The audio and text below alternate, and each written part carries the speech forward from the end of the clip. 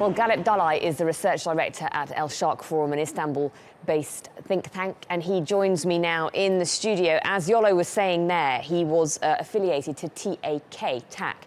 Now, when the second Ankara bomb went off in February, it was TAK that came forward to claim responsibility.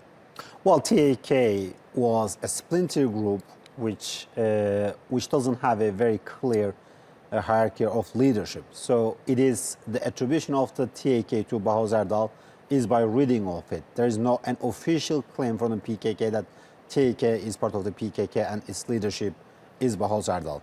But more or less from the attack and from the from the previous announcements of the PKK, etc., we have a quite significant hint that he was the primary figure behind the TAK.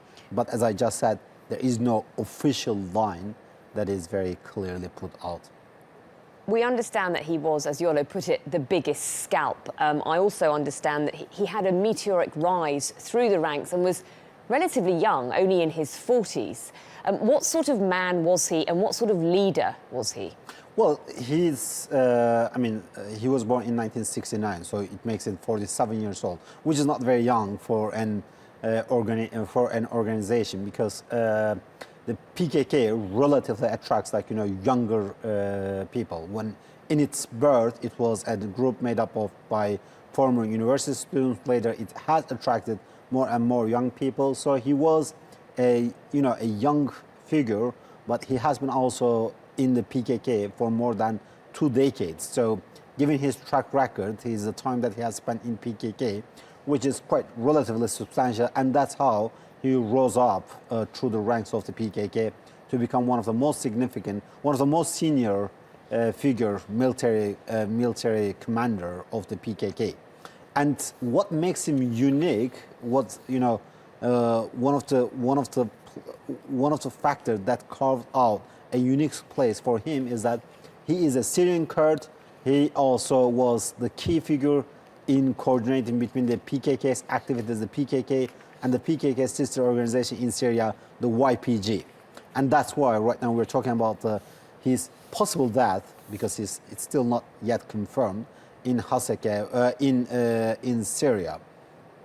So he is, in this regard, particularly given the current regional development, the current regional chaos, he was one of the key figures for the PKK to project its policy in Syria. That's, from this perspective, it will be a significant loss and a significant setback for the PKK if it is confirmed that he is that. A significant loss, but nonetheless the fighting rages on. What sort of reprisals are we expected to see? Well, if first and foremost, it will be very much dependent on how PKK is going to receive it and who primarily PKK is going to think are behind this attack.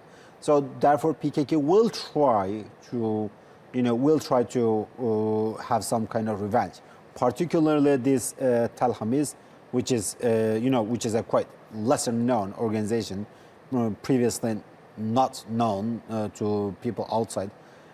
So the primary targets will be the one that is claiming responsibility for this attack. But PKK might go beyond this primary group and try to target the other groups that the PKK thinks that it is behind this attack by association. How's this going to affect the strategy of what's played out both in Syria and on the border with Turkey? Well, as a strategy, I don't think that it is going to be a very significant change of the strategy. The only thing that if PKK thinks that it is the regional countries are also behind this attack, let's say PKK saying, well, it might be Iran, it might be, because right now it might be Iraq or Turkey or whatever. If PKK thinks that a group other than this Tel Hamis is behind this, PKK might also attack the senior level of this group or country or whatever.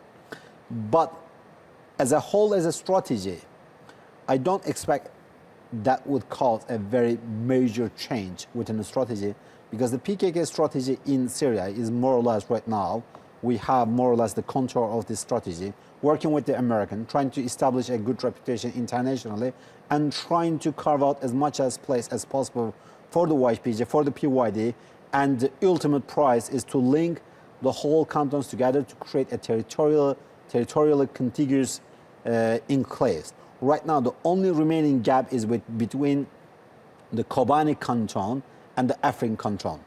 And this fight around the Münbiç, the PKK, which is, in which the U.S. uses the Syrian Defense Forces, the backbone of which is formed by the YPG as a primary force.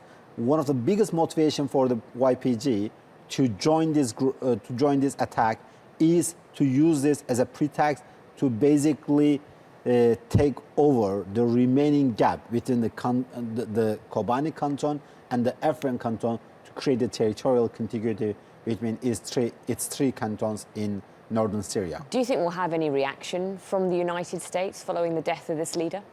No, because in the end, PKK is on the terrorist list of the US, the European Union, and Turkey. So from this perspective, if anything, the US should come forward as with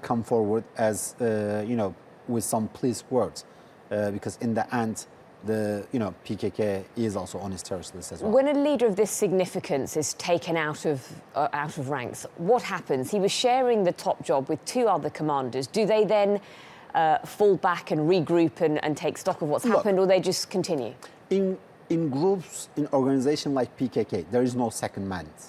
So there is the first man, there is the top leader, which is Abdullah Öcalan, and there is the other important figures. But there is no second or third person in ranks, because when you put it that way, when you put it in order, that always means a significant threat to the top guy, which is Abdullah Öcalan.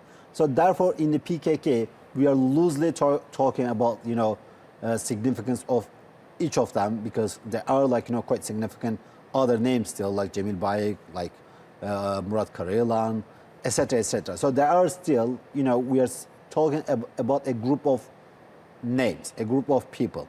So the PKK's history, he is the most senior figure to be killed in the PKK's history when you look at it. But as I just said, there are also quite many senior figures who previously defected PKK, like Öcalan's brother himself, like Osman Öcalan, who was regarded as one of the top figures in PKK. He also left the group. The PKK's leader, Abdullah Öcalan, was captured by Turkey.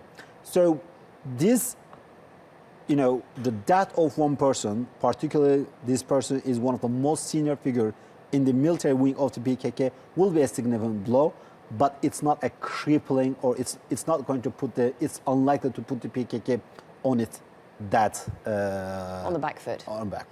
Yeah. In terms of Ankara and Turkey, Recep Tayyip Erdogan, any statements coming out of Ankara this evening? Turkey has been fighting a 30-year civil war with the PKK.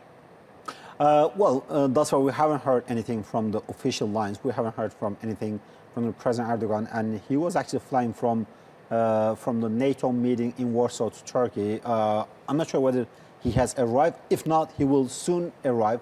We are yet to see whether there will be an official declaration from Turkey. But if anything, if this report is confirmed, Turkey will be quite pleased by the outcome. One of its formidable foe killed by a group in Syria. So if anything, Turkey will be pleased. Okay, Galip Dalay, thank you very much for coming in.